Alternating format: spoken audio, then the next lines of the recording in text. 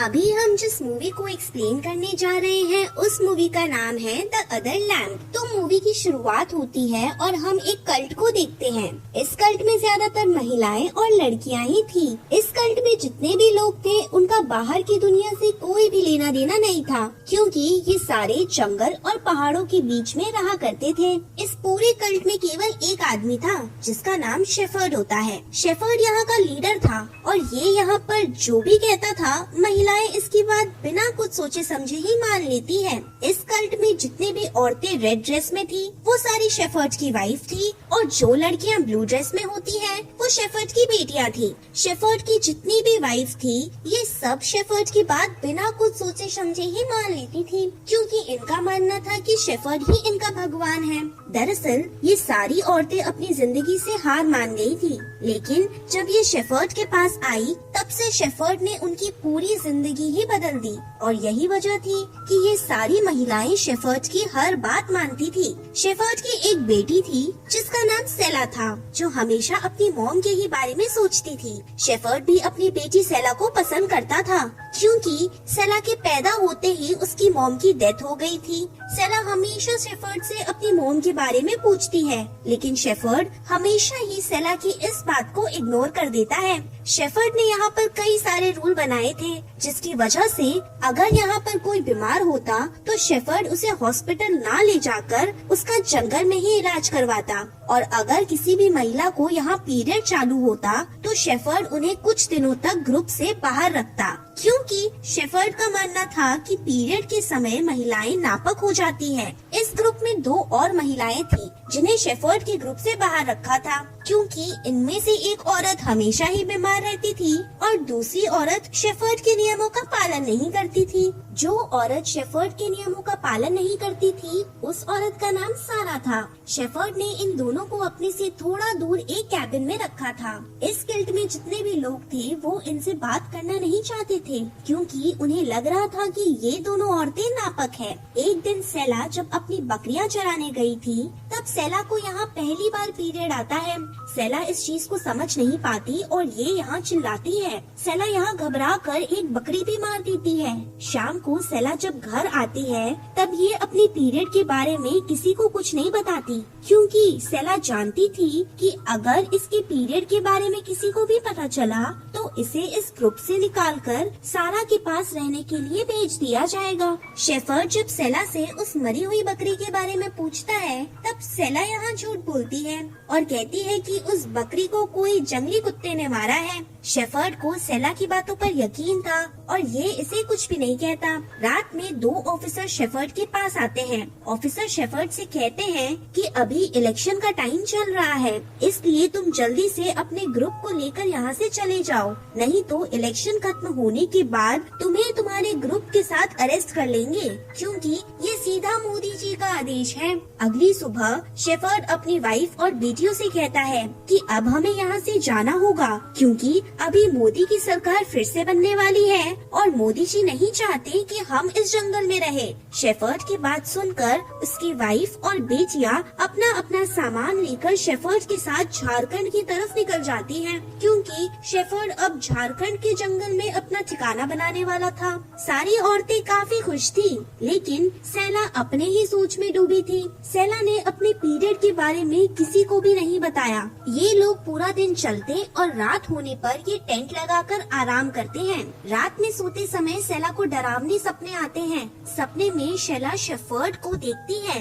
जो बुरी तरह से एक बकरी को मार रहा था। सेला को लगता है कि पीरियड की वजह से इसे ऐसे सपने आ रहे हैं। सुबह होने पर ये सब फिर से झारखंड की तरफ निकल पड़ते हैं। रास्ते में इन्हें एक घर दिखाई देता है जो कि खाली पड़ा था, इसलिए ये सब आज रात यहीं पर रुकने का प्लान बनाते हैं। सुबह होने पर एक महिला को सेला के पीरियड के बारे में पता चल जाता है। वो महिला शेफर्ड को सेला के पीरियड के बारे में बता देती है, जिसकी वजह से शेफर्ड सेला को कुछ दिनों तक सारा के साथ रहने के लिए भेज देता है। पहले तो सेला सारा से बात नहीं करती, लेकिन धीरे धीरे ये उससे बात करती है। सारा सेला को शेफर्ड के बारे में कई सारी चीजें बताती है। सारा कहती है कि जब तुम पैदा हो रही थी तब तुम्हारी माँ बीमार थी। शेफर्ड चाहता तो तुम्हारी माँ को हॉस्पिटल ले जाकर उनकी डिलीवरी कराकर उन्हें बचा सकता था, लेकिन वो इसकी माँ को हॉस्पिटल लेकर नहीं गया, जिसकी वजह से सेला जब पैदा हुई तब उसकी मॉम तुरंत ही यहाँ मर गई थी। सेला सारा से कहती है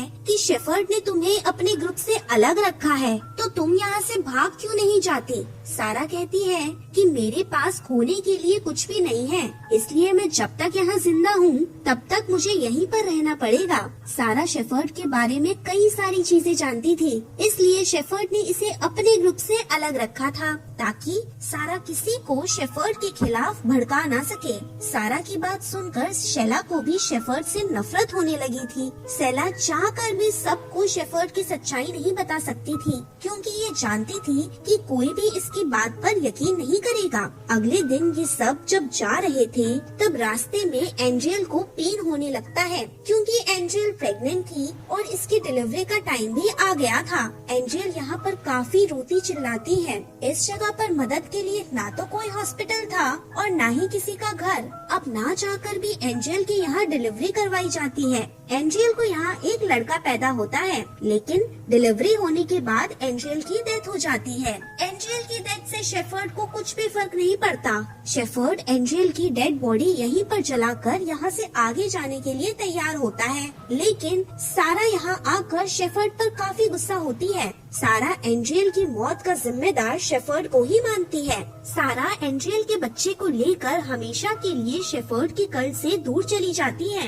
क्योंकि एंजेल का बच्चा एक लड़का था और नियम के मुताबिक इस कल्ट में लड़कों के लिए कोई भी जगह नहीं थी। सारा जब इस ग्रुप से जाती है तब ये सेला से कहती है कि तुम्हें शेफर्ड की सच्चाई उन सब के सामने लेकर आनी होगी, क्योंकि शेफर्ड एक बहुत ही घटिया किस्म का इंसान है। जाते जाते सभी लोग काफी थक गए थे। शेफर्ड को भी यहाँ लगता है कि शायद ये झारखंड जाने वाले रास्ते को भूल गया है। तभी ग्रुप की एक लड़की कहती है कि इसे लग रहा है कि शायद झारखंड उस तरफ है। अपनी बेटी की इस बात से शेफर्ड काफी जल जाता है। शेफर्ड को यहाँ लगता है कि अब इसकी बेटी इसका लीडर बनना चाहती है। इस बात से शेफर्ड काफी गुस्से में अपनी बेटी को मारने लगता है। सेला भी ये सब देख रही थी, लेकिन ग्रुप में से कोई भी उस लड़की को शेफर्ड से नहीं बचाता। कुछ दिनों के बाद ये सभी लोग झारखंड तो नहीं पहुंचते, लेकिन हाँ, ये एक लेक के पास आते हैं। शेफर्ड यहाँ कहता है कि अब ये सभी लोग यहीं पर डेरा डंबू लगाकर रहेंगे, क्योंकि यहाँ पर काफी शांति है। ये सब यही टेंट लगाते हैं। रात में डिनर करके ये सब सोने जाते हैं। शेफर्ड सेला को अपने टेंट में बुलाता है। सेला को यहाँ काफी अजीब लगता है। शेफर्ड यहाँ अपनी बेटी सेला से बात करते करते ये सेला के साथ जबरदस्ती करने लगता है, लेकिन सेला खुद को बचाती है, जिसकी वजह से शेफर्ड यहाँ से चला जाता है। आधी रात में शेफर्ड अपनी सभी वाइफ को लेक पर लेकर आता है। शेफर्ड इन्हें जन्नत की सैर कराना चाहता था, इसलिए ये एक एक करके अपनी सारी वाइफ को लेक में डुबाकर उन्हें मार देता है। सुबह होने पर जब उनकी बेटियां अपनी अपनी मॉम को ढूंढती हैं, तब इन्हें इनकी मॉम कहीं पर भी नहीं दिखती।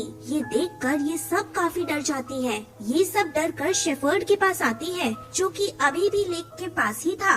ये लड़कियां यहाँ पर अपनी मॉम के कपड़े देखती हैं। ये सब यहाँ रोते हुए शेफर्ड से अपनी मॉम के बारे में पूछती हैं। शेफर्ड इनसे कहता है कि इसने इनकी मॉम को जन्नत में भेज दिया है, इसलिए अब तुम्हें अपनी मॉम की जगह लेनी होगी। तुम लोग आज से मेरी बीवी बनकर रहोगी और तुम में से मेरी सबसे प्यारी बीवी सेला होगी। सेला जो भी तुमसे कहेगी वो सब तुम्हें मानना पड़ेगा। सेला कहती है कि मैं तुम्हारी बीवी नहीं बनूंगी, क्योंकि अब मैं तुम्हारे बारे में सब जान गई हूँ और इसलिए मैं इस कल्ट को छोड़कर यहाँ से जा रही हूँ। सेला की इस बात से शेफर्ड इस पर काफी गुस्सा होता है और ये सेला को एक थप्पड़ मारता है। सेला भी शेफर्ड के टॉर्चर से ऊब गई थी, इसलिए ये भी शेफर्ड को थप्पड़ मारते हैं। इसके बाद हम दो ऑफिसर को देखते हैं, जिन्हें लेक के किनारे डेड बॉडी मिलती है, जो कि लेक से बहकर यहाँ पर आ गई थी। ऑफिसर को जंगल में शेफर्ड की भी बॉडी मिलती है। दरअसल सेला ने अपनी बहनों के साथ मिलकर शेफर्ड को मार दिया था। सेला शेफर्ड को मारकर खुद को और अपनी बहनों को शेफर्ड से आजाद कर लेती है और इसी के साथ ये मूवी यहीं पर खत्म हो जाती है। Thanks for watching guys.